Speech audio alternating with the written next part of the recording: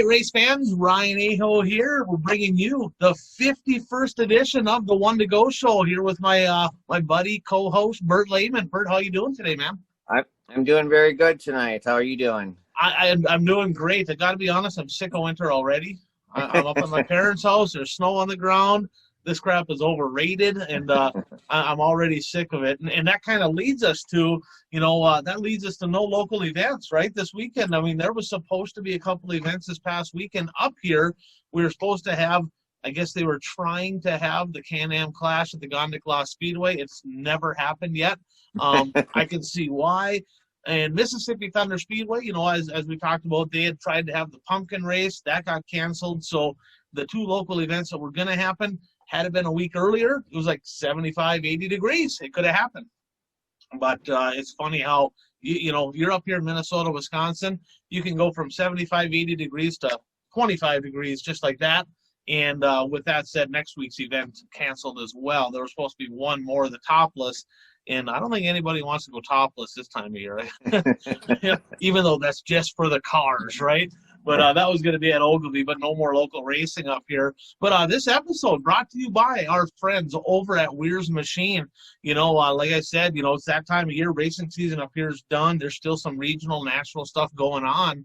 But when you're looking to get your parts, when you're looking to get stuff for next year, give them guys a call down there at Weir's Machine. And, when you want to get back out to the 2-day, 3-day events and you're camping, you want to have I guess they have the beanbag boards and stuff like that and the counters. They got all that crazy stuff Puka talks about. I mean, they have about everything, but give them guys a call down at Weir's Machine. They have about everything you can imagine for racing, and they do a great job. So give them a call.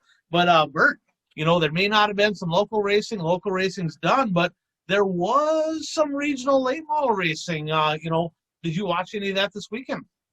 I didn't watch it live, but I did go back and watch the events and at Smoky Mountain Speedway down in Tennessee for the Southern All-Stars. Well, the most exciting thing was Ricky Weiss was there, and he debuted his new die-cast of his new paint scheme. But I suppose you want to talk about the action on the track. Well, I see all the die-cast behind you, so I can only imagine you got yours ordered, didn't you? I don't have it ordered yet, but I probably will soon. But anyway, speaking of Ricky Weiss, there's a little controversy surrounding him in the feature on Friday night there.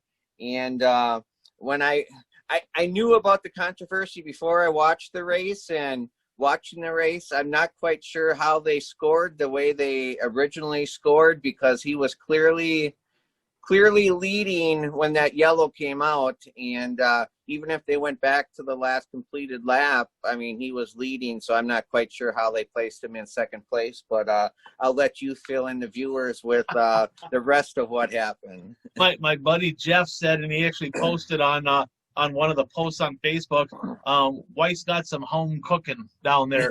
You're down in the South. He's a Yankee. He's north of being a Yankee. He's from Canada, so he's down there. And, they got a unique announcer act down there, and the guy's got a ton of energy. Like, the first time I listened to him, I'm like, oh, my gosh, this guy drives me insane. But then I listened to the next race, and actually, he's got a unique deal. His verbiage kind of sounds like a WWE guy, but he's actually pretty knowledgeable. When I listen to him, he actually knows what he's talking about. So I was pretty impressed. I mean, there's a lot of enthusiasm, but a little bit different than what I'm used to listening to. Mm-hmm. But kind of what happened there, so needless to say, I'll kind of go over the results quick. It was the same both nights. Dale McDowell won both nights. We'll talk about the first night here in a second. Ricky Weiss got second. And then a kid by the name of Sam Seawright. He's a rookie in the series. He got third. He looked pretty good. He's only 18, I believe, too. Yeah, young guy, well-spoken when they interviewed him. I listened to the Dirt on Dirt interview with him. Very well-spoken, so hats off to him. But what happened there, 9 to go the first night, McDowell had kind of challenged for the lead in the back straightaway and getting into turn 3, got inside of Ricky and probably had an advantage through 3 and 4. And the announcer, he's on top of things. He's like, and we have a new leader. He hauls it out, Dale McDowell, past Ricky Weiss. And they come across the line, and they had just gone yellow, or they come across the line, and Weiss had him by half a car, at least half a car, at the line, and then they holler yellow, and then they go back, and next thing you know, Dale McDowell's in the lead. I'm like, did I miss something here? Like what's going on? You know, I'm like, I don't know. That didn't really seem right to me. So McDowell got the lead. Weiss was clearly upset about that, kind of bobbled a little bit, but then he got up to him again. And then what was weird, with about 2 to go, they come into 3 and 4. You know, and I got the video clip here for those of you watching on Facebook. You can see what I'm talking about. But he comes into 3 and 4, a lapper spins out, and Dale McDowell clearly kind of lifts for the lapper. Yep. But there's no yellow. There's no nothing. Mm-hmm. And Ricky drives by him, and they come across the line, and they literally take the white flag, or that's 2 to go. They take the white flag, they go all the way around, they come all the way back into 3 and 4 on the last lap, and then they finally throw the checkered flag, or the yellow flag. And it's like, all right, well, they probably should have thrown it right away, because he was clearly on the track. But they waited until 3 and 4. It's like, at that point, you know, just stay green. It's over, right? And you can see people in the grandstands going like, well, what's going on here? Why are they going yellow? Well, then the yellow comes out. Then they put McDowell back in the lead again. And it's like, oh. So they go to the scales. And Ricky is hot. I mean, you can hear him like revving his car up. He's mad. And the announcer's got no idea what's going on. He's like, oh, evidently there's problems at the scales. Ricky Weiss must be light. And like everywhere, all over Facebook, Ricky Weiss, they're like, I don't know what he's mad about. It didn't matter anyway. He was light, you know. So I mean, didn't matter what the calls were. Well, it turns out he wasn't light. Like, that was the announcer jumping the gun on that deal. And it's like, okay, crazy enough. So they went back, and Ricky had a discussion. Must have been, I don't know how the discussion went, but on Facebook the next day, the Southern All-Stars apologized, and they said, hey, that's our bad. We messed up. And it sounds like they made it right. Now, I tried getting the details there to find out exactly what that meant, but clearly they made it right with Ricky. So in my mind, I'm thinking maybe they handed him over a few $100, maybe the difference between first and second, whatever that might have been. But it sounds like, they handled it well. I was impressed with that they jumped online. They said, hey, we screwed up. It's a bad deal. We apologize for it. We're going to make it right with Ricky. Ricky stuck around the next day. Ricky got second, and he had no challenge there really for McDowell the second day. But who did have a challenge the second day was Ashton Winger. Did you see that deal? I didn't see it the second day. No, I didn't watch that one. Holy cow. So Ashton Winger, the first day, he ran okay, but the second day, he got into second, and he got next to McDowell coming off of 1 and 2. And that announcer, it's kind of fun. He's got a different Southern deal going on. He's a brother down there that wears bib overalls, so you can tell like he's down and dirty type of guy. Kind of fun. But he announces, he's like, oh, Dale McDowell's in trouble. Here comes the Air Force Ashton Winger. And Winger does the death slide getting into turn 3, and the only thing that kept him on the property was the concrete. Because he sailed that thing in there so hard, there was zero chance of him making it, and he pounded the wall in 3 and 4, ripped the deck tin up, and then he broke something, because then he hit the wall again, like idling down the track, hit the wall again, wadded up a couple cars. It's like, oh my God. And that was the only real threat there for McDowell. And they didn't have it live the second day feed went down, but they had it. I actually went on and watched it, but pretty good racing, kind of a neat facility. And I was surprised to see Ricky Weiss go there, with the Dirt Track World Championship going on. I figured him and McDowell would have probably gone, or Winger, some of them guys would have went for the real money, but maybe it was just that close for them where they're located that they said, heck with it, we're going to go here and race. So yeah, I think Ricky posted on Facebook that he wanted to stay close to his shop. He must have a shop in Tennessee.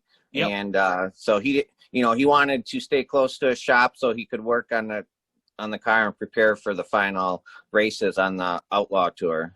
Yeah, and that makes sense, because, you look at the payout for the Dirt Track World Championship, it was good for the top 3, and then it was not that great from the rest of the way down. So the travel expenses, getting the crew there, getting everybody there, it just made sense for him to do that financially. He rounded off a pair of seconds, which is really good for Ricky, and good racing overall, but that wasn't it. there was another regional event, regional series going on in the Midwest, and the car count at that one, Bert, was incredible. Talk a little bit about that. Yeah, the MLRA series was racing over the weekend on Friday and Saturday. And on Friday night, Mason Oberkramer, is that how you pronounce it? Yep, yep. He won. I actually didn't watch Friday night show. I did watch Saturday night show. So you can probably fill in everybody with what happened on Friday night. Well, it was interesting. It was actually, I don't want to say the track was bad. At first, I kind of thought, it's kind of a one-lane train on the bottom. It was hard to pass, but there was a couple lines. The top was so far around that place, that the top's got to be really good to win up there. But what was interesting to me was the starts. I kind of watched the feature, and we've talked about jump starts on the show, and I mean, we've seen starts that's like there's no way that's going to go, and we've seen starts that's like how they not call that. Well, I'm going to play the clip here on the video, and I'll let everybody kind of see what they think. But on the first night, Oberkramer and Tim Manville were side by side on the restart, and they come out for the green flag, and they got that stupid cone sitting off of turn 4, and literally, I mean, if Oberkramer fired a half a car before that, he started rolling into the gas, it wasn't a huge deal. And actually, Manville got back next to him. They threw the yellow, and it's like, well, that's kind of stupid. But nobody went to the back. They didn't dock anybody. They didn't do anything. They just redid it. Well, then on the next restart, and this is going to be you make the call on this one. Again, nobody got put to the back. But you can tell that Oberkramer's like, whatever. He literally rolled, in my eyes, this is what happened. He rolled through 3 and 4, and then he just never fired. And Manville got the jump, and you can see, like, he's clearly past the cone. He still hasn't hit the gas, and it made it look like Manville jumped, like, massively huge. So then the yellow comes out again, and then they finally had the restart. I just shake my head. It's like, get rid of that stupid cone. The leader starts the race. I mean, you don't need to have that. And I think that was kind of like a little cat and mouse deal up front type deal. And then you see on the restarts, they kind of jump pretty early. But Oberkramer wins. Simpson got second. Manville got third. Now, what was interesting there, Bert, is the guys that were in the top 3 in points, they all struggled.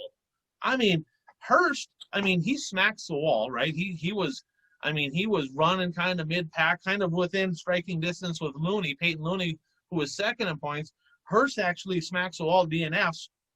Peyton Looney had to take the provisional just to get in, and he kind of ran towards the back. And then Chad Simpson, who was third in points, he ended up getting 22nd in that deal. So the top 3 in points, it's like nobody wants to win this championship deal. They all just kind of laid a big egg. But at the end of the night, some good racing there. Oberkramer, big win for him. A couple local guys from our area, Bert, that went down there. Jake Tim, he's been traveling a bunch. Hey, he's been kind of hitting a lot of shows. I'm excited for him because I always call him the poor man's Bobby Pierce, because he's, he's up on the wheel. He's fun to watch, but I think he's got a bright future ahead of him. He carries himself well. His dad does. I think he's and he's running some pretty good shows. So I'm excited to see what happens next year. Brent Larson made the trip down there. First day, neither one made the show. Brent, he DNF'd in the B main, struggled pretty bad. Jake only missed transfer by 1. But the second day, both of them made the show. Both of them DNF'd. I don't know what happened. And the second day, did you watch that feature? Yes, I did watch that feature, and I wrote down some of my comments as I was watching it. And there's one interesting point in the feature when Bobby Pierce was leading, and a car spun in front of him, and he actually tagged him a little bit with his rear quarter panel, and so that made things a little interesting because Pierce was leading at the time. I was very impressed with Ryan Gustin. He had a very strong run there. He was running in the top 3 for some of the race. You mentioned the battle for the championship. Looney did not have a good night the second night. He had a flat tire, I think, and then he had front end damage from a different incident. And despite that, I know a lot of local drivers don't race. They don't like the race for points anymore, track championships, but I love the champions when the points are close entering the final night of racing, because it just creates so much drama and everything is just magnified even more than what it normally is. So, that was interesting. But the story of that race had to be Mr. Smooth, Billy Moyer, which I find is interesting because he was stalking Bobby Pierce, who is known as a smooth operator. But watching that race, you can see who really deserves the smooth moniker, because Mr. Smooth was, I mean, he was right on the bottom for much of the race, where Bobby Pierce was pounding the high side like he normally does. But what was interesting was Moyer, when he did make the pass for the lead, he changed his line, which was very unique because, I mean, throughout the whole race, he was bottom. But Bobby Pierce was very strong in 1 and 2, but 3 and 4 were a little iffy. And after Moyer took the lead, he'd enter 1 and 2 a little bit higher, and then he'd drift up into the high lane to take away the momentum from Pierce. So, I mean, it just shows the experience that Moyer has. And he went on to win, and I didn't write down what victory this is, 800 and some, but it's 845. I think that's what I thought too. That's what I thought too. So he can still get it done. I know this on Facebook. There's a lot of people posting, the real GOAT is still winning, and he's the greatest of all time. If you don't agree with that, you're wrong. Jonathan Powers posted that, and Jonathan, I agree, buddy. I agree. Like, me and him don't always agree, but I agree totally, because Bloomquist is arguably a top 3, but I'm a Billy Moyer guy. So in my eyes, he's the GOAT of dirt late model racing, and yeah, it's good to see him back in victory lane for sure. So what were your thoughts on the race? Yeah, kind of Manville had a good night the first night. He ends up upside down in that deal. But I guarantee them guys got signals, right? It's like, because they don't have mirrors, they got to have signals. And when he changed the line the lap before that, Moyer actually gets a good run off of 2, rolls, and he kind of rolls up the track. But Bobby Pierce got a great run off of 2 and actually clipped him on the right rear rolling in. So Moyer could kind of feel like, he's there, right? He's there. So then he must have been getting signals, because he still entered low in 1, but then he would kind of drive up using, I like to call it the Pat Door line, where he kind of drives up, and then you can see him bang the cushion and go down the back straightaway. And that's experience, having that presence of mind to kind of move around. And, Mr. Smooth got it done. And Bobby Pierce, as much crap as I like to give that dude for his nickname, which makes no sense whatsoever. It's like calling a fat guy slim, right? It just makes no sense. He's really fun to watch. I mean, there's not many people that can bang a cushion better than him. He was really struggling getting into 3. You could tell the car just wouldn't rotate in, so he started having to slide it and lose some ground. But he still mounted a challenge with about 2 to go. He was there. But at the end of the day, Moyer wins. Pierce second, Simpson third, and Jeremiah Hurst. Congratulations to him, 2020 MLRA champion. So congratulations to him. Job well done there. Yeah, I agree. And I don't know if it was a little rough on the high side in 3 and 4, because it looked like sometimes when Pierce went up there, his car would rock back and forth a little bit. So I don't know if it was rough or just the way that the cushion was. What I'm guessing there, Bert, is a lot of times you could tell he couldn't enter in. So maybe the way the track is shaped or whatever, he couldn't rotate in. So he had to kind of slide the car into the cushion. Well, when you go off sliding, off the dry slick and then hit that traction, and then you're standing on the gas, the car will, if you hit it just wrong, it'll do some funky things. So it might have been a little bit of an aggressive cushion, but I don't think it was like a big, huge curve. I think it was just transitioning from that slick to the cushion and grabbing traction, and then the car would just kind of do whatever. And but that's his style. I mean, if there's anybody that can make that work, it's Bobby Pierce. I mean, he's the man on that type of stuff for sure. And he's got a bright future. He's still a young pup too, so he's still got a lot of wins left ahead of him in that 32 ride. So with that said, that was a couple regional things going on, but our big event that we're talking about coming into this deal, right? Coming into this week, we're both excited. The biggest event of the year, pay-wise, right? $100,000 to win. Talk about that, Bert. Yeah, the Dirt Track World Championship. And one thing that we were just talking about the MLRA, and, that was a Midwest race. I was a little surprised to see the high side hustler Jason Fager make the trip to the Dirt Track World Championship, Right. but he did make it a worthwhile. He finished 10th in the feature, so congratulations to him for making Shirley that. too. Yeah, Sure. you're right, Shirley Yeah. too, and congratulations to both those drivers for leaving, their home turf, so to speak, and racing in that race. But anyway, yeah, the biggest payout race of the year at Portsmouth, Iowa, and there's a lot of interesting things that took place. One of the first things I noticed on Friday when I was perusing Facebook, and the pictures of the cars started showing up on Facebook, was Tim McCready's look. He had a new paint scheme for he had a new paint scheme for this race. Actually, this race in the past, they would do like a retro theme. A lot of the drivers would do retro I want to say paint schemes, but we both know it's not paint anymore. It's it's vinyl graphics. So it was cool to see that. And he put that new scheme to good use, because he was quick right out of the box.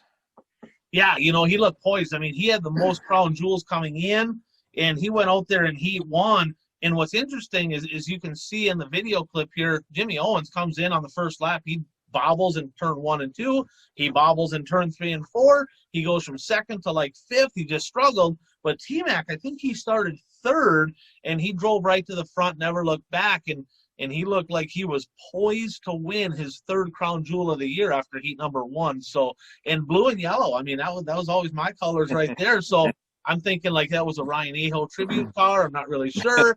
I had Bilsteins on my car at some point. So, but yeah, it's kind of neat to see that different stuff. And heat number 2, Fergie holds off Madden, but heat number 3 was a little bit interesting there too. The old man, we're talking about the GOAT Billy Moyer.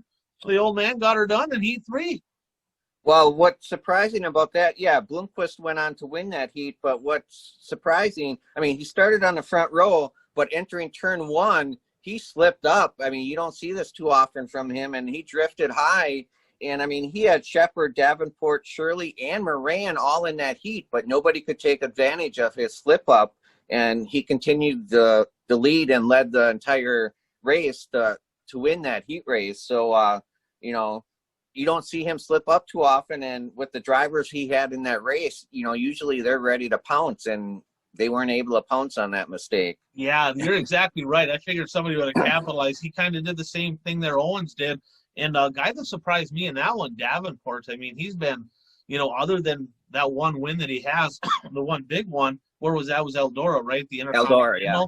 Other than that, which was kind of a gift, but he was there to capitalize on the situation. So that's a win is a win is a win. But he got 7th in the heat. I mean, he was just terrible. That was – I kind of watched that. I'm like, boy, thank God for provisionals for him, because he's off to a rough start. Yeah, and heat 4, I mean, there's kind of a theme where drivers were slipping in the first corner, because Overton started on the front row, Brendan Overton, and he slipped up over the cushion. And this time drivers were ready to pounce, because Overton went from second to fifth or sixth, depending on where they take the scoring. So by turn 2, he had dropped down to 5th or 6th, but he was able to rebound and actually made a last lap pass to win that feature. So you don't see him make a mistake like that too often, but he didn't let that get him down, and he battled back. Yeah, 3 of the first 4 heat races, somebody on the front row bobbled in turn 1 and just about lost everything. It was kind of a weird deal. We'll talk about that in a sec, but he looked really good. That was by far the best heat race of the night, because he charged to the front. He ended up getting by, I think, Clanton, but Clanton ended up breaking. Then he got by Billy Moyer Jr., and then on the last, he had this awesome line. He would buried up into turn 1, and he kind of rolled. It wasn't like banging and diamonding. He was kind of driving through 1 and halfway into 2, and then coming down the racetrack and getting huge runs down the back straightaway. And he snuck by one of the old Dream winners. I didn't even realize he had won this race, but Casebolt was leading. He looked really good at 9, and he'd won a Dream before. I'm like, holy cow, I parked next to that guy at Kentucky Lake when I was down there. I didn't even realize he won the Dream. So, but he looked good. But Overton looked you know, he's been in the conversation for driver of the year for sure in the top 3. And he looked really good there in heat number 4. Heat 5, my guy, RTJ drives by Josh Richards to get it done. And Richards was there, though. Richards stocked him the whole race. In my eyes, I think Richard was quicker at the end of that race. And but Ricky Thornton Jr. started 3rd, got the lead right away, never looked back, and set himself up for a great weekend. So that was pretty cool. How about Heat 6? Heat 6, I just wrote down Marlar dominates. That's pretty much all you need to know on that heat race. He did put a beat down, but Kyle Larson was in heat number 6 there too, and just a non-factor. He got 4th. He did, but it was kind of, you know, if there's such thing as an easy heat in open late model racing, that was about as easy as it got. I mean, it was the lesser of the evils, and he just couldn't get it done. It was Marlar Boom Briggs got 2nd, who really hasn't been all that great. He's been better since he switched cars. And Jared Landers, I believe, his 2nd show of the year, he got 3rd in that one. But Kyle Larson, now, what was weird there, I'm talking about the heat races, you know, it's pretty good racing action. A lot of cars. I think they had 63 cars there, 15 lap heats. But again, it was dry in hot laps, right? So they had that place just like concrete. And then they must have had like a Scarfire blade on the grader, because if you looked at the track, it had these grooves in it, right? So like they were grading it, so the track was rock hard, and it was like grooved, and then it would just be all marbly. So it was really dirty, really marbly, really grooved, and you could tell when cars hit them grooves, the car would kind of do the happy dance on them. They didn't really know what it was going to do. And you know, as bad as I thought the track, it just looked terrible. There was still some pretty decent racing. Like cars were moving around. Overton, like he was really good running the top, crossing over, doing some things. So you could, but it was weird. And I think it threw a lot of guys for a loop because it didn't have any grooves in it in time trials or in hot laps. Well, when they went out and kind of so-called farmed the track, it was totally different. And I never seen that many guys ever in like the first corner that were like top echelon guys come in and go like, holy crap, what is this deal? And they drive up the racetrack and they're like, they had no idea what to expect. So it was, it had character to say the least, a little bit of dust. But you talked about the tribute car there with T-Mac. My favorite cars of the weekend, you know, how about the Carpenter rides, right? Tyler Carpenter and Freddie. Freddie had the police car. Tyler had the USA theme car. That's what makes dirt track racing so much better than every other sport in the country, simply because we obviously love our country. We support the police, you know, and we have the national anthem. There's nobody kneeling, right? Prayer before the race. I mean, you can just tell a lot of patriotism at a dirt track race, especially down there in the Ohio Valley. So pretty cool deal. Now on to night number 2, Bert. Well, I just want to mention about the Freddie Carpenter, the police tribute car. I mean, not only did he race it at the Dirt Track World Championship, but on his Facebook page, he had pictures. He took the car to, I'm assuming it was his local police station or local county police station, and there's pictures of the local policemen, policewomen, you know, standing by the car. There's a picture of the late model in the middle with some other cop cars surrounding it. So, I mean, not only did he have a special tribute, but he actually took it to the people that he was doing the tribute for. So that was kind of cool seeing that on Facebook. Yeah, you're absolutely right. That was really cool. And local dirt track racing, we need to do a lot more of that, right? You know, we need to have them tribute cars, get different special interest groups involved with the sport, you know, because it's great to pay tribute. But then all of a sudden those people, they look at it like, man, this is pretty cool. I might have to get out to a dirt race. So pay close attention to that. I think that's some things we need to look at moving forward. But night 2, it started off a little sketchy. The high side tickler, Kyle Strickler, who was supposed to be pole in B1, boom, blows up in hot laps. Weekend over. No spare car, no spare engine. You know, I mean, when you go to a Heats one day features the next, the odds of blowing up in hot laps is really low. You know, so if you blow up, it's going to be in the Heat or the B or the feature, so you're just done. And I think he's wishing they would have brought a spare engine. Not sure he would have had time to switch it anyway because he was the first race of the night. But, you know, tough break for Strickler there, who was in position to kind of slide himself into the feature. And yeah, it was kind of a tough deal. And also in the B mains there, Kyle Larson, he looked like a fly swatter. You know, he kind of, I mean, he's up on the wheel, but he's banging the wall, and he started outside pole. And honestly, he didn't have like the toughest B main. I figured for sure. I think Fager was next to him, but really it was just kind of them two. And he just backpedaled, hit the wall. I think he ripped the spoiler off, and just a bad deal. And thank God for provisionals. And we'll get into that before we, I mean, you know, you take, what they take 6 heats, they took 3, so that's 18. They took 2 out of each B main, so now they're at 24, right? And then they had 7 provisionals, 7. Every single Lucas Oil car and Kyle Larson. What's your thought about that? I don't think you need 7 provisionals. I mean, you might as well call this NASCAR then, where, you know, pretty much all the top teams. I mean, I understand why you have provisionals, because, I mean, you do have top teams who follow the tour, and, you know, fans expect to see them in the race, but 7 provisionals is a little excessive in my opinion. And the fact, I don't necessarily agree with provisionals all the time, but if you're going to give a provisional, give it to somebody who deserves the provisional, like a local guy who supported you all year, or, you know, that sort of thing. But, you know, for Kyle Larson to get a provisional, I mean, he got it just because of his name. I mean, let's be honest. You know, the promoters wanted to see him in the feature because obviously the fans wanted to see him in the feature too. But I mean, for the casual fan, yeah, that's nice. But for us who, I mean, we go into this a little bit deeper, you know, he really wasn't deserving of a provisional. Yeah, I'm torn on that. I really am, because I'm wearing different hats here. You know, as a promoter, I believe that he is at a promoter's provisional basically every year. So that's his right. He's throwing $100,000 to the winner. I get it. You know, Kyle Larson, I guarantee, like my buddy Keith said, he said he only bought Lucas Oil TV because Kyle Larson was racing. That's it. That's the only reason he bought it. So there was probably several sprint car fans that bought Lucas Oil TV just to watch Kyle Larson. I get it. His prerogative. Having 6 Lucas cars come in, there's already been a problem this year, right? Between the World of Outlaw guys following all the Lucas crown jewels and the Lucas guys.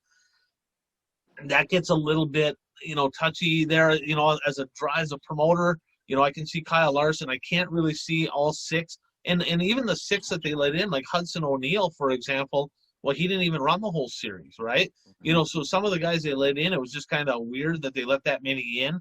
Their prerogative, I guess. I mean, it is what it is. But there were some guys that were right on the outside looking in that were more of a local deal, that it would have meant more to them getting into that show than it meant to somebody like, you know, that's following series or whatever. As a driver, you know, I've been on both sides. I've been the guy that's kind of not been very good. I've been the guy that's won a bunch of races, and, you know, getting in just because your name isn't real cool. I think you should, like you say, earn that spot getting in. But I guess it is what it is. Kyle Larson, it didn't really pay off because he ended up ripping the whole right rear off again, hitting the wall, and his night was done anyway. But, you know, it's just kind of crazy that there was that many provisionals in there. And none of them were really factors anyway in the show. I think Kyle brought out a yellow, actually. Well, and then, I mean, you mentioned, you know, they were all Lucas cars, and, you know, there's this Lucas versus World of Outlaws. I mean, how many Outlaw cars were actually there? I mean, Bloomquist, Bshepp, and yep. I mean, who else was there? I mean, Herb wasn't Briggs, there. Would you call Briggs? Briggs is a... Oh, yeah. Briggs is an outlaw guy. Yep. So, I mean, maybe that's part of the reason some of those outlaw drivers don't and they were all go to that race. Yeah, they were already in. So, maybe, I mean, them guys were already in the show. Yeah, Bloomquist, Briggs, Bshepp. I'm thinking maybe there was one more, but I can't really remember off the top of my head. But yeah, they were already in the show. So, I mean, I get it. But they were already in, right? Or the race, the people that were going to watch already had it. So it didn't create more people watching, because everybody that was watching was already watching anyway. No, I really doubt that anybody says, holy crap.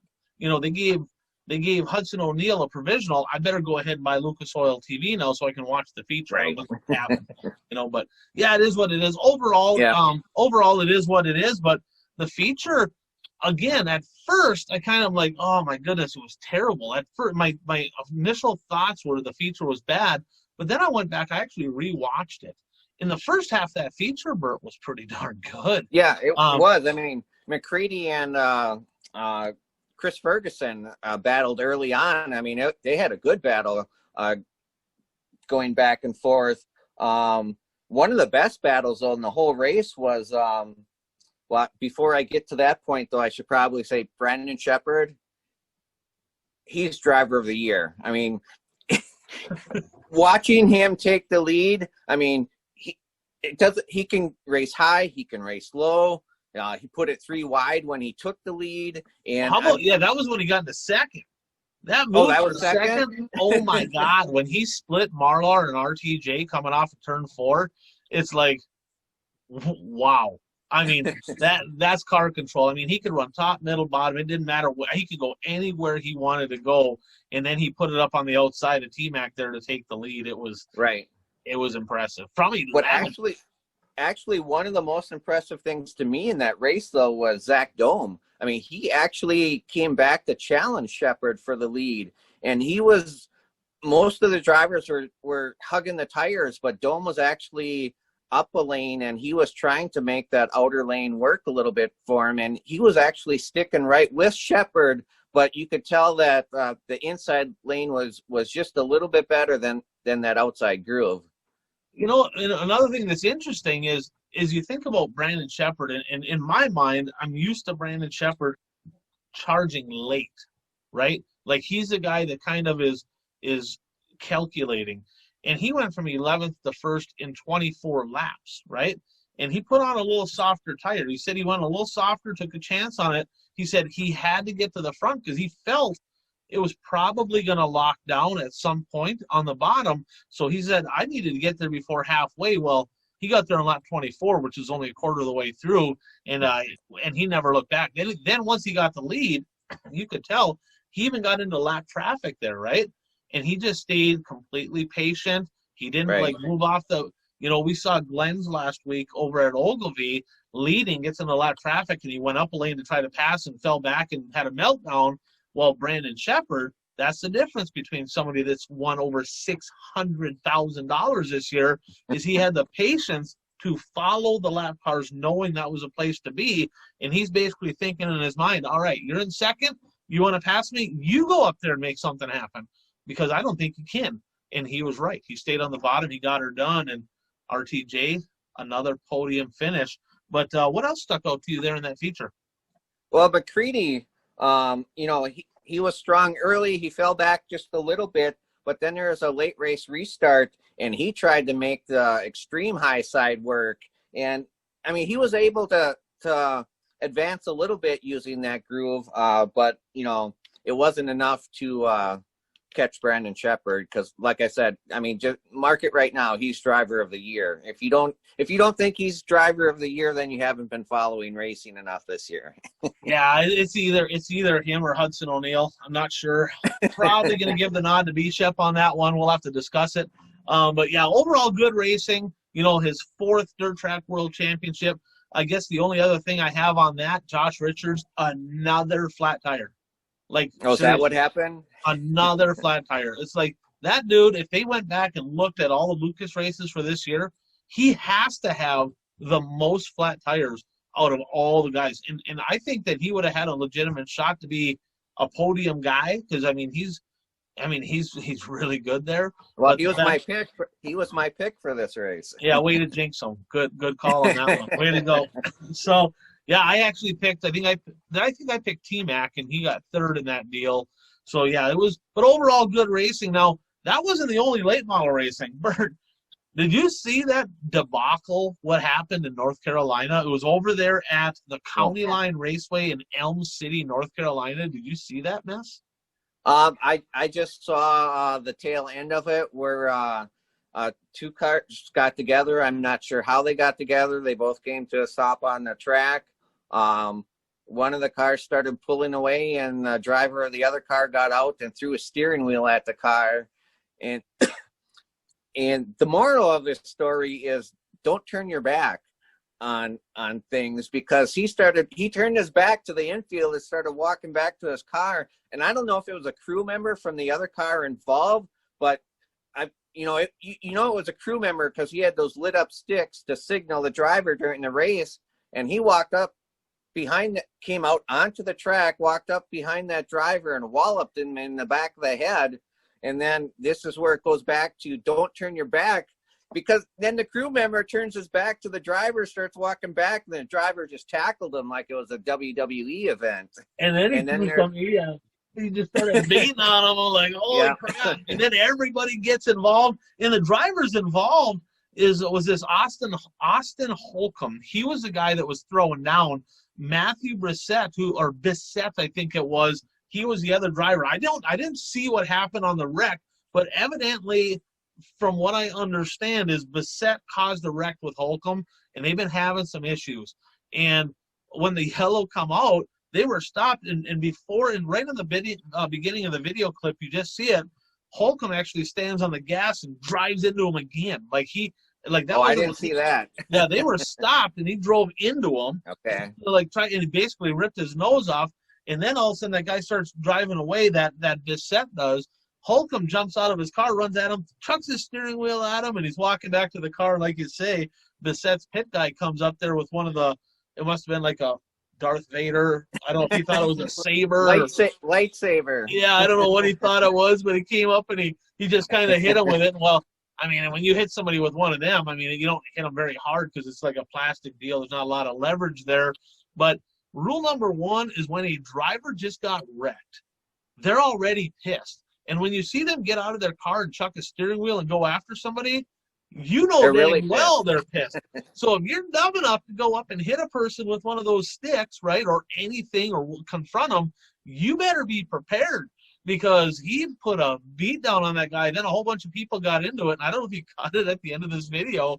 That guy, the guy that had the lightsabers there or whatever, right, he got up again, and Holcomb went around the outside of everybody. And as soon as that guy turned his head this way, pow, he drilled him again and knocked him on his ass again. I'm like, oh my God, dude. So I actually talked to the track.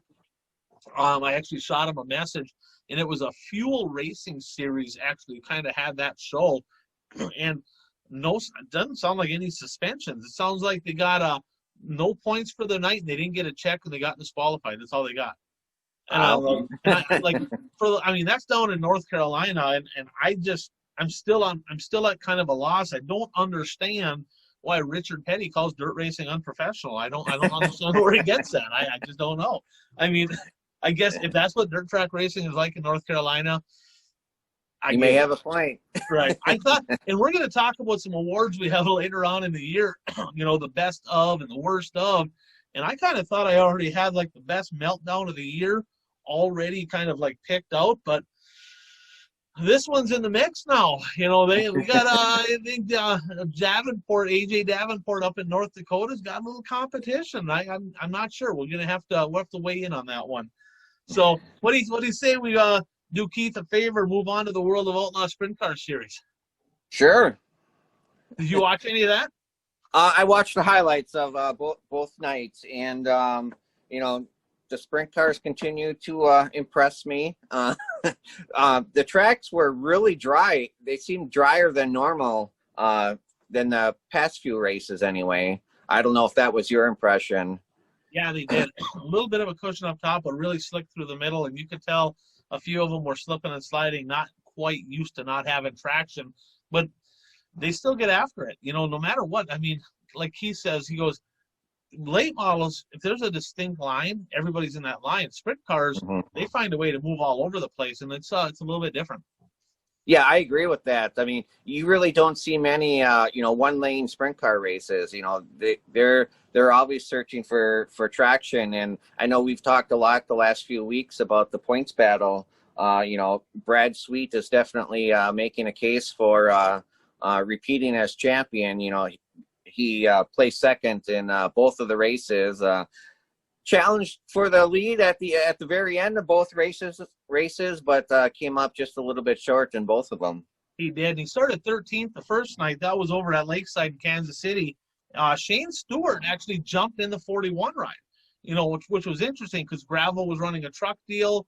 I think they had a change. I think they ran that Sunday, so he was able to be there, but he jumped in a different car. But Shane Stewart jumped in that. Only his first night in that car. He's like, I followed the 41 around enough this year. Man, I can see why. He said, this thing's really good. So he got her done.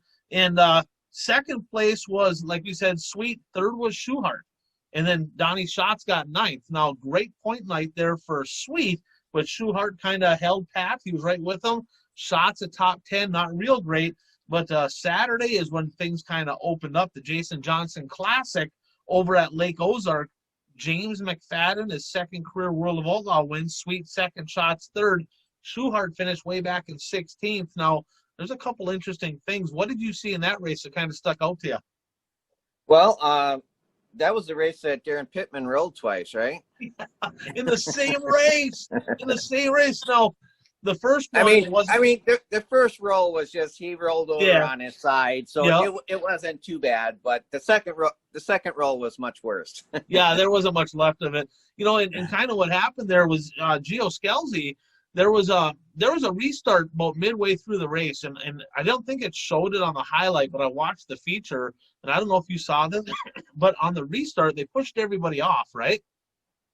And it may have been after the first rollover, I don't remember, of Pittman's. But when they pushed him off, he stood on the gas and he drove wide open into the back of Sweet. Oh, really? Yeah, and then he ripped his nose wing and everything off. And it's so Sweet, your championship point leader, he had a near miss because he could have it's easy to rip the nose wing off there because there's not much holding on. But, that could have been a pretty ugly deal. That could have been a DNF for him. Yeah. And then Scalzi is the same dude that caused the rollover because something broke, and he just shut the car off in the middle of the back straightaway and stopped in front of Pittman, and then he cartwheeled and destroyed that car. But it's not often you see the same guy roll twice in the same feature. So, yeah, I guess there's heroes and goats, and he was kind of not the hero in that one for sure. Especially in sprint cars because, the wings are kind of fragile, and it's easy to damage those wings. So even a slight roll can cause enough damage to leave the race. But he was able to do one of the something you don't see too often. Roll over twice. For sure. 3 races left, and the points looks like this. Brad Sweet's out front. Second is Schuhart. He's 62 behind. And Donnie Schatz now within 20 points of second. He's 82 back, but 3 races left. He's only 20 behind Schuhart. So that first place one is going to take something pretty major there for Sweet to fall out. But second place is still up for grabs between those guys. It could be the same finish as last year, 1-2, Sweet and Schatz. We'll see what happens coming up this week. But speaking of sprint cars, kind of one of those deals we like to talk about, the good, the bad, the ugly. We talk about the drama down in North Carolina and, the jump starts. But there's some good in the sport too. And, and just to show what drivers are really like, did you see what happened over at Kokomo? Yeah, I saw the incident. Dave Darlin, I don't know are those midget cars or just wingless sprints? Yeah, I feel like they're USAC wingless sprints, but I'm not 100% positive if they're USAC. Okay. But yeah, he won his heat race, and then on the cool down lap in turn 3, he came to a stop and his car was on fire, and he quickly unfastened his belts and climbed out as fast as he could. And when he climbed out, you could see that his fire suit on his legs and his feet were on fire. And, this is where, it's a close-knit fraternity, between the drivers. Two other drivers, Shane Cottle and Ty, I'm going to say Mihako, maybe? Mihako? Yeah. They got out of their cars, and as Darlin was on the ground, he was actually rolling on the ground trying to put the fire out himself. But those 2 drivers actually jumped on his legs to try to smother the fire. And, you know, it just shows you, yeah, everybody's a competitor on the track, but when situations like this come up, you know, everybody joins together to for the good of everybody.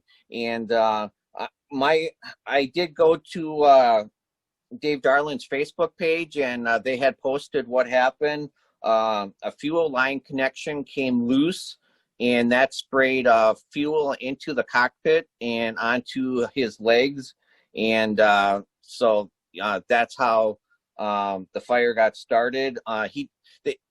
The post did say that he got second-degree burns on his right leg and left ankle, but they said the drivers, you know, all the safety equipment did do its job, and they're very thankful that those two other drivers stepped up and that it wasn't worse than it actually was. Yeah, I thought that was super cool. I mean, you saw they announced, oh, we got a car on fire, and then he hit the brakes, and literally the other guys hit the brakes. I think one might have been in the infield, but the other guy drove right by him and dynamited the brakes. And like literally, as he was getting out of the car, the other guy was already out and ran over there. And it, you know, it reminded me of a deal way back in the day, in the '90s, up at Riverview Raceway up in Thunder Bay. You know, you heard us talk about the Joneses, you know, Ron, Dennis, and all that. Well, Dennis was running a modified up there, leading the feature at a fall invitational, and I remember him coming out of turn 4, and I think the tranny locked up. Yeah, he was running those automatic transmissions. I think it locked up leading, and it was sort of modified, and a guy got in the back of him, sent him rolling, piled up the whole field. Well, he was out cold. He was out cold in the car. Now, the difference between a gas engine and a methanol engine is the gas. You can see the fire. It was orange. You can see it, right? Methanol fire during the day, you can't see it. You know, so literally Don Kettering, you know, RIP to Don Kettering, you know, he passed a couple years ago. Great dude. I had the fortune of knowing him very well. But he saw that Dennis was out, and he kind of saw a haze. He saw a haze, so he jumped out of his car. The window net was lodged, and he actually went over there and actually drug Dennis out of his car and literally saved his life, because Dennis was up in the hospital there for several months after with major first-degree burns or skin grafts, and I mean, it was a bad deal. But if Kettering wouldn't have got out of his car and pulled him out of there, Dennis might not be here today, right? So that might be, I think Andy might have been born at the time, but if he wasn't, you know, there'd be no Andy Jones, there'd be no, you know, so kind of a scary deal. But that just goes to show that racing's like a family. You know, when you see something happen, whether you're on the same page with that person or not, nobody wants to see anybody get hurt. And it's just a hats off there, you know, to Shane Cottle and Ty Mahako. Hats off to them guys for taking the initiative to go help a fellow driver. I thought that was super cool to see, and glad to hear that Darland's going to be okay. Minor burns there, but fire's a scary deal, you know. And you said a fuel line came apart, and the only thing I got to say to that is, I've seen the quick disconnect type fuel line deals, and myself, I mean, if that's what you run, hey, that's your prerogative. I never felt comfortable running that. Like, I always wanted one, you tighten that deal on there, you know, it ain't coming off. I've seen them quick disconnect ones come apart, and if that comes apart, you can have a big mess, and it just ain't worth it. I mean, it takes 2 seconds to screw one apart the fittings. You don't really need the quick disconnect there, in my opinion. But thank God he's okay, and you know, I guess that's part of the good of the sport right there. Yeah, but, well, I just want to, you brought up an example of a fire from the past, and, you know, this kind of reminded of a driver going above and beyond. Probably about 10 years ago, there's David Fieber. This was in the fast track division at Shawano Speedway. He got together with another car on the front stretch, and his car actually had 2 wheels up on the fencing right in front of the grandstand, and came to a stop, but there was a car underneath him, so he couldn't get out the driver's window like you normally get out, and the back end of his car was completely engulfed in flames. As it turned out, the fuel stopper, he either didn't have one or it wasn't working properly, so fuel was just dumping out of the fuel cell. And Jeff Curtin, who was in that race, got out of the car. You know, he was still in his fire suit, helmet on and everything, climbed up on top and pulled Fieber out through the passenger side. And me watching that, that was the first time I was ever at a racetrack where I thought I was going to watch somebody die in a wreck. And so, I mean, just by the grace of God, I mean, Fever had no burns or anything. He was completely uninjured. So, you know, it just shows you, you know, sometimes you can dislike each other on the track, but when it comes to situations like this, they're going to go above and beyond to help a fellow driver out. You know, in these cars, you start looking at late models, you start looking at modifieds. They aren't getting any easier to get out of, right? Right. I mean, there used to be, when I first started racing, on the right side, they had a measurement between the roll bar and the deck tin, and I want to say it was like 13 inches or something. Like, literally, it was enough to where you could squeeze out of there. But that number seems like it's getting smaller. The deck tins are getting taller, and there's, you know, everything's tighter around the cockpit. I've been in cars where the bar that's right here on your left side, and they call it the petty bar, is so far back that it's hard to get out with, like the double wraparound seats. Fire's no joke. I talked to Steve Arpin. Right. He was down in Florida. He started on fire. He melted his tear-offs right to his helmet, you know. Wow. And he's like, he goes, I was scared to death. And he's like, I'm just cutting the left side headrest off that deal. I know it's cool to have it. It's good to have all that support, but the way that they're building the cars now, they're not designed for that seat. You know, like most dirt cars is not designed for a double wraparound, like a NASCAR style seat, because you just can't get out of the cars. And all it takes is one time, and it will change your life forever. So, Right. So I'd say pay close attention to that stuff. It's the probably the biggest fear in racing is burning, because everything else is pretty good, you know. But that fire deal, I don't. They say you play with fire enough, you're going to get burned, and Right. it will happen. So, you know, that brings us to, you know, upcoming here. You know, what are you excited about this week? We, again, no local racing, right? Lucas Oil late models is done. You know, there's a few events coming up here. You know, is there anything that sticks out to you? Well, the World of Outlaws, you know, they have a couple of races this weekend.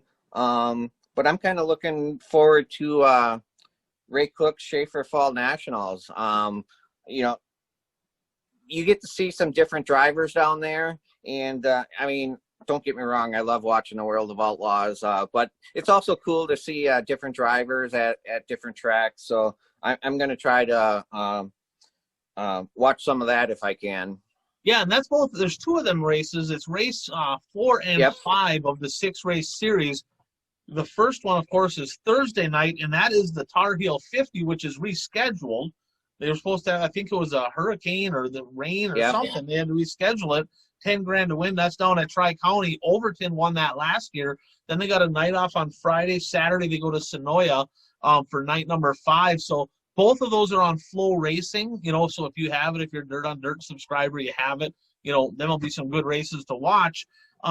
The World of Outlaw stuff, that's interesting because that is a Hoosier Dirt shootout, and the second day rained out for that deal. That's over at Kokomo on Friday. Now, I believe they're just running B mains and a feature. I don't think they're running like another full show along with that. I've tried finding that out, but I think it's just the B mains and the feature, and they got the lineup right now for the feature there, Bert. We'll make a pick here. Front row, my man, RTJ, and he's next to Chase Youngins on the front row, Brandon Shepard, Cade Dillard, row 2, Jimmy Owens, Shane Clanton in row 3, Jason Fager, Tyler Erb, row 4, Kyle Bronson, Mike Marlar, row 5, Bobby Pierce, Lanigan, Bloomquist, Darren Klein, Billy Moyer, Dennis Erb Jr., and that rounds out the cars that are transferred in.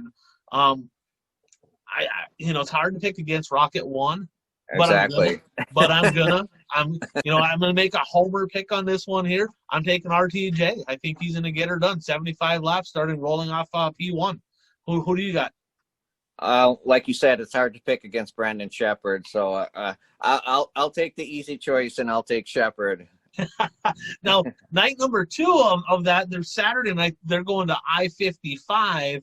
And then they have 2 races left in the season over at, well, we'll talk about that in a minute, down in Charlotte. We'll just say it's down in Charlotte.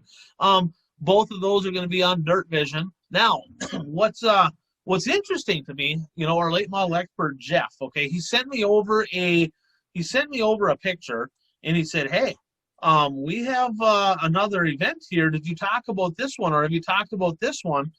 And I'm going to see if I can find it here. It's called the Keystone Cup. Bedford Fairgrounds Speedway up in Pennsylvania, 20,000 to win. Okay, so that's going to be, I believe, on Friday and Saturday. That, from what it sounds like, is also on Flow.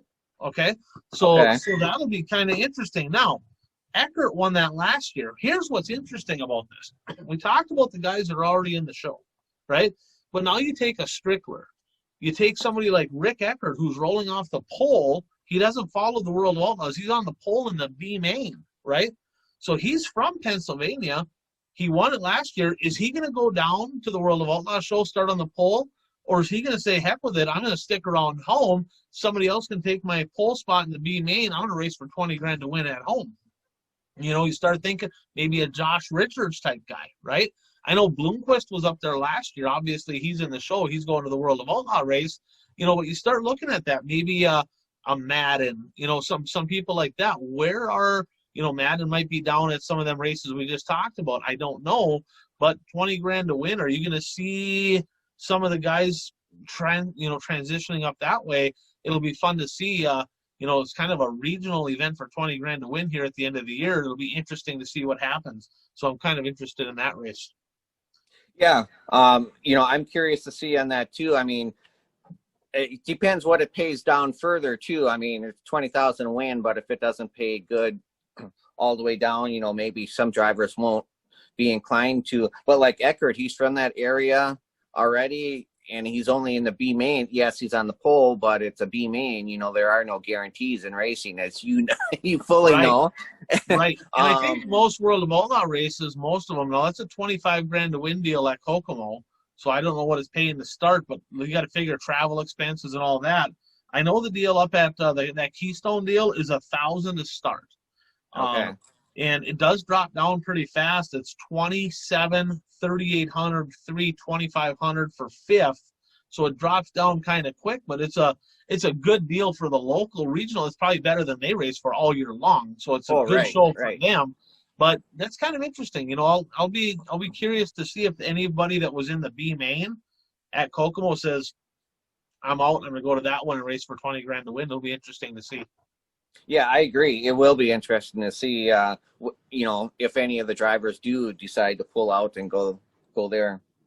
Now, I'd be inclined, you know, we talked about some late model racing that's coming up, but Keith will yell at me if I don't bring up the World of Outlaws. They only got one show this weekend, which is weird. I don't know if it's a rescheduled deal, but they're running at Kokomo there on Saturday.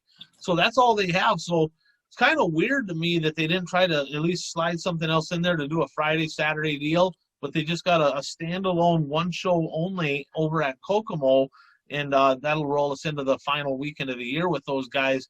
But you know, it'll be interesting. There's only a couple points races left for them sprint cars, and it's going to be fun to watch. I could watch that just because of the announcer and the hype. They do such a great job. I'm pretty interested in that as well. So it's winding down, Bert. There's not a lot of racing going on. No local racing. There's nothing even on the schedule. Of course, we talked about it already. You know, the Fall Classic, or not the Fall Classic, but the Topless over at Ogilvie. That one canceled. That was going to be our local event, and that leaves Shane Sobraski at 45. You and Coco were right. You picked the under. I picked the over, and you got me on that one. But still a hell of a year for him. And Bert, that brings us into the last lap, and the last lap brought to us by Zuli Race Engines, building race engines for winners for several years now, up in the Wissota region. You know, they're based, I believe, out of Monticello. They're in central Minnesota, kind of that west central Minnesota there. Get a hold of Frank. He does a great job. You know, I talked Justin Vogel. He's a good buddy of mine. He can't say enough. I mean, so don't just take it from me. You know, Justin Vogel's won a ton of races with Zuli Power underneath the hood. He's a national champion in the street stock. So get a hold of Frank. It's that time of year to start planning for 2021. He's your guy. Does a great job, great customer service. And I talked to Vogel about that, and he says not only does he build a great engine, but you know, you build that relationship with him. He's a good guy too. You know, he really wants to be part of a winning team. So if you want to have a winning team, winning combination, get a hold of Frank Zulli, Zulli Race Engines. Now, I talked about Ogilvy. That's canceled. Local racing's done. But some schedules did come out, Bert. They actually posted this week the Lucas Oil late model schedule, the World of Outlaw late model schedule. There's still a couple little blank spots in there, but the bulk of their schedules came out. And we'll get into this more as we get closer. But did anything stick out to you, I guess, from either one of those schedules?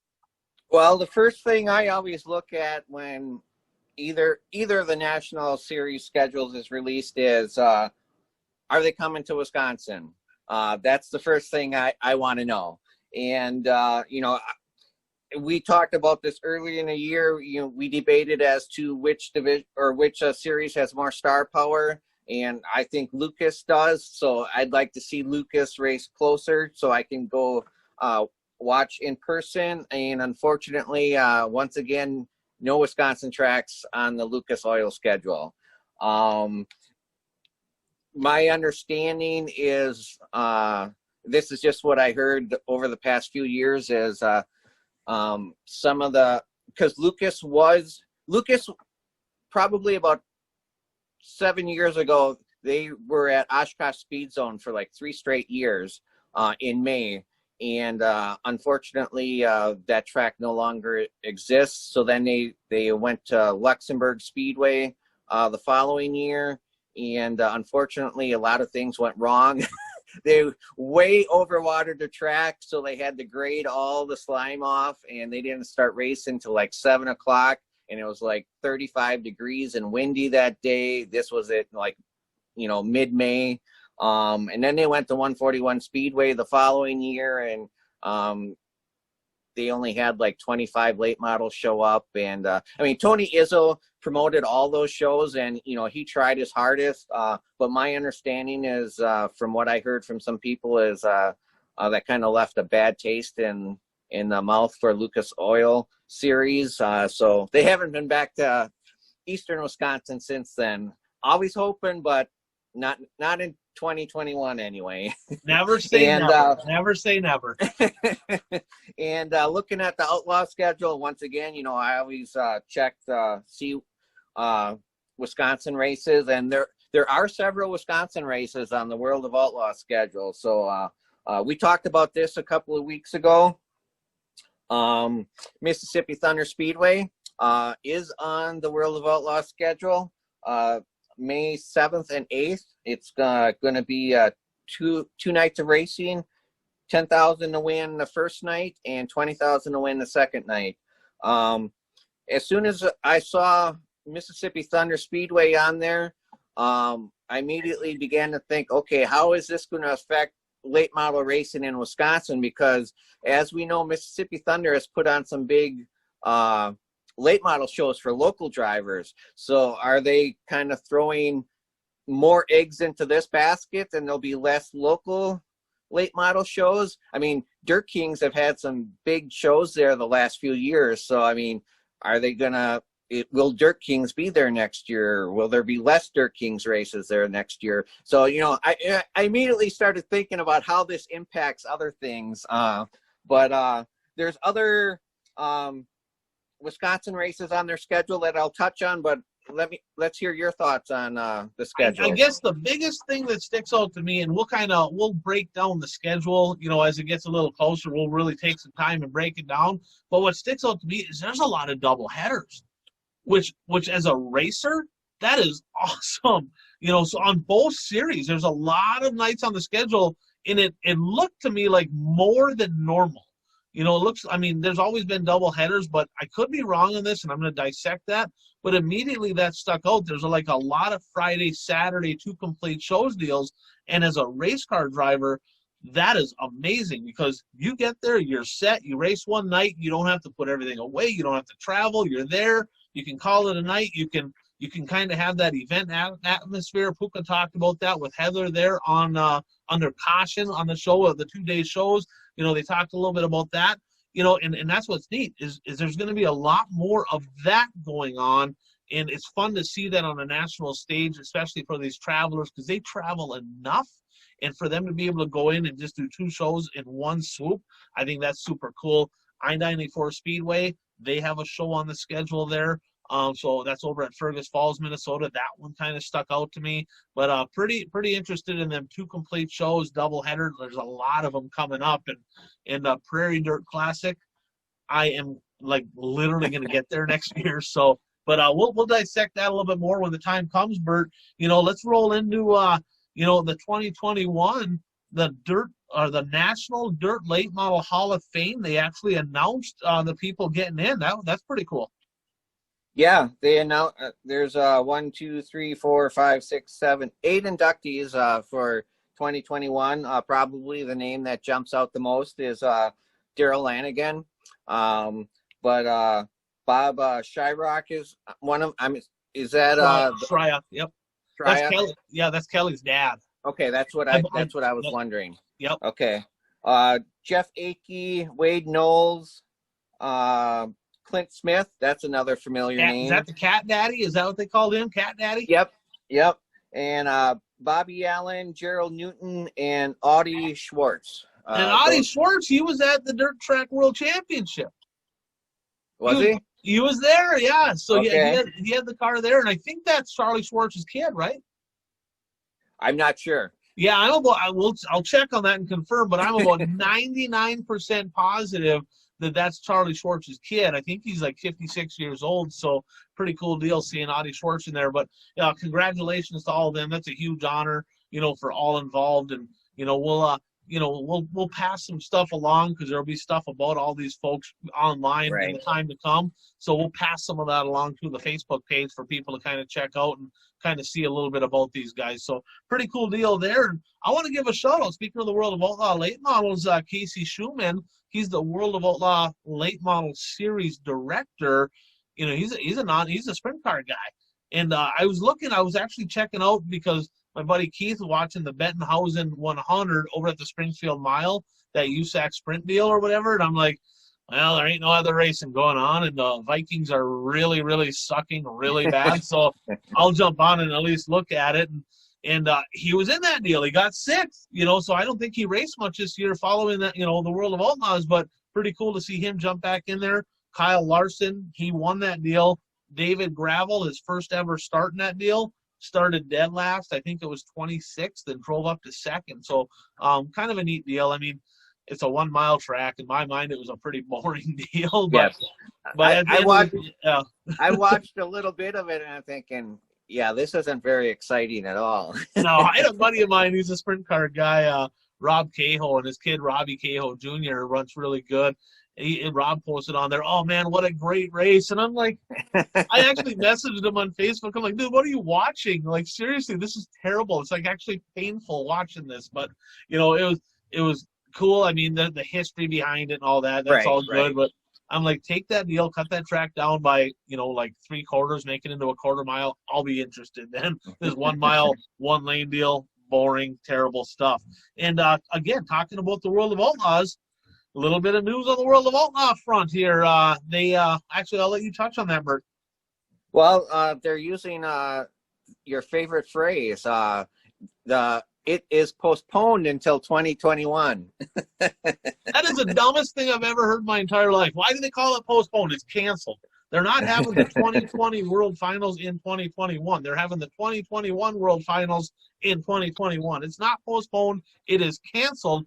And what's weird, and Jeff mentioned this, he goes, why on earth do they keep, like, they cancel the show and then, boom, they have a race at the same track at the same weekend? What? Are they doing that so they can hold on to people's ticket money? Of course, they're refunding them. They're letting the people refund it. I don't know what the hell they're doing there, but they're still having it. They're calling it the last call, and it's a different format. I mean, the format for the World Finals was the World of Outlaw Sprints, the Big Block Mods, and the World of Outlaw Late Models, and they kind of had a qualifying day there Thursday and then 2 complete shows Friday, Saturday, and now they got it broken out. No Big Block Mods because they can't come down with the travel bans from New York, but on, I believe, and you can correct me if I'm wrong, but I think Wednesday and Thursday is going to be World of Outlaw Lates. Friday, Saturday is going to be World of Outlaw Sprints. Limited crowds, and they are letting fans in there. It's all going to be on Dirt Vision. And so they're still having the races. The points races are there. They just named it something different. It's just, yeah, it is what it is. At first, when I saw that, I'm like, oh man, that sucks. There's only one more weekend left. But I watched all the races online anyway, so nothing changes for us because we watch them all online anyway. So yeah, the only thing that's interesting on that is car counts, right? Specifically late models. Sprints is maybe a little different because they kind of, I think they'll all migrate down to that deal. But the late model guys, you start looking at some of the Lucas guys, some of the guys that maybe would have gone to the World Finals because of the mystique, right? The prestige, the big show, all them classes running together, a capacity crowd. And because it don't pay crap, it's a regular World of Outlaws show. It's 10 grand to win, 700 to start or whatever. It's not a huge paying deal. Are some of the guys that maybe don't follow the World of Outlaws, is there going to be some people that say, you know what, it's not quite as big as what it was going to be. We're just going to call it a year and stay home. What do you think? I think that's very well possible, especially, and we'll get into this in later shows also, especially since there seems that there's going to be less of an off season this year because there's, more races being scheduled for January and February. So teams don't have a lot of time to go from one season to the next. It's almost like one continuous season. So I wouldn't be shocked at all if some teams, that aren't World of Outlaw regulars just say, okay, we're done for this year. Let's start preparing for 2021. And that's what I like about the Lucas deal. Their end of the year show, their last show of the year is the biggest show of the year. That's 100 grand to win. It's a dirt track world championship. It's the biggest paying event of the year, right? In the World of Outlaws, the biggest paying event's not the last race. It's not the first race. It's somewhere in the middle. It doesn't really make much sense to me. It's like you'd think, they always say it's the finale, the grand finale, right? The greatest spectacle. Make that the biggest event. It could be, Daytona 500. That's the first event. That's how the NASCAR season starts, right? The flip side of that, you look at sports, you look at hockey, football. Vikings fan won't know anything about this for a while, but they have the thing called the Super Bowl, right? They do that last, right? So, kind of just having a regular show in November, it's a big stage. A lot of people like to go down, but it's going to be different now. So it'll be interesting to see. Regardless, we'll both be watching it. We'll both be watching for sure, and I think a lot of people will. But speaking of NASCAR, Category 7.5 earthquake up in Alaska. And did you see that actually happen today? That's a real deal. That actually there was a 7.5 on the Richter scale, huge earthquake up in Alaska, and this is true. I ain't making this up. And they're actually predicting this could cause tsunamis. I mean, this could cause a big deal. That was a big earthquake. Do you know what actually caused that though? No, I don't. They actually announced today that Kyle Larson is getting reinstated back into NASCAR effective January 1st. And really what caused that whole deal was the overall eruption of all the World of Outlaw sprint car drivers saying, yeah! And one big swoop caused a whole big earthquake miles away. It's kind of like the butterfly effect caused that up there in Alaska. And, man, that was kind of a bad deal. Kyle Larson causing more problems. Again, it's all he does is cause trouble. But he's getting into the ride. Any predictions on where he's going to go? Well, I've thought for a while now that he was going to go to a fellow sprint car alum team, which would be Stewart Haas Racing. That's my prediction. I got my fingers crossed on that one. I hope you're right. I'm going to predict he goes to Hendrick. There's been a lot of rumors going around, and the rumors are just that. They're rumors. But we'll keep everybody attuned here to what's going on. But needless to say, we kind of saw it coming. Well, yeah. Thank you, NASCAR, for giving him a year off so we could have the privilege of watching him on dirt, because it's been a treat all year long. And hopefully we have a lot more of that to come. But, he's getting back into NASCAR because people are like, why would he go back to NASCAR? Like Randy Moss said, straight cash, homie. Straight cash. And at the end of the day, Brandon Sheppard, driver of the year probably in the late models. Well, not probably. He is. I mean, he won a ton of races, and he just eclipsed $600,000 in winnings, meaning that he gets a portion of that, right? Now, Kyle Larson is going to probably make somewhere $7, $8, $9, $10 million Right. in NASCAR. It's a no-brainer for him, and congratulations to him. I mean, he made a mistake. We've all made them. Me more than anybody, right? It is what it is. So, if I got in trouble for everything I said, holy crap, I'd be in big trouble because I said a lot of stupid stuff in my lifetime. But the fact is, hey, it is what it is. He owned up to it. He's working on it, and glad to see him get that opportunity again. Well, and another reason I'm hoping he goes to Stewart Haas Racing is because chances are he'll get to race more dirt races if he's there rather than Hendrick. Yeah, I fully agree. I don't know if you'd be able to race any dirt racing with Hendrick. I don't know what their clauses are. Plus, Tony's got that deal. I don't know how that's all working with all the COVID crap and all that, but Tony's got that other series that he's working on as well. So, could we see Kyle Larson in that? So there's going to be some interesting stuff developing with the time to come. But with that said, I guess, that brings us to the end, episode 51. Is there anything major like this week? What are you looking forward to more than anything? You talked about the fall nationals down there. That's what's on your radar? Yeah, that's probably kind of what I'm looking forward to the most. But, I mean, I'll try to check out as many races as I can. And I'm looking forward to, if I had to pick something right now, I'm going to pick the World of Outlaw sprint car deal. And I'm just proud, and I don't wish ill will on anyone, but I really want to see Brad Sweet break in the first lap and get last. I really want to see that. And, not to have him lose the championship, but it would be super cool if them three went into I guess you're calling it the last call. I was going to call it the World Finals, but it would be super cool if three of them could go in with a legit chance to take home the championship in the final weekend. I don't want to see too big of a gap because, like you, I like them points races coming right down to the wire. It creates that extra drama. So that'll be that's what I'm keeping my eyes on this weekend. So, folks, there you have it. Hope you enjoyed the show. We're looking forward to next week. Next week, episode 52, 1 year, and we have a special guest coming back to the show. Puka confirmed he's going to come back for episode 52. We miss you, buddy. We're excited to have you back on here. And like Puka always says, go out there and be your dream. Thanks to tuning in to the One to Go Show.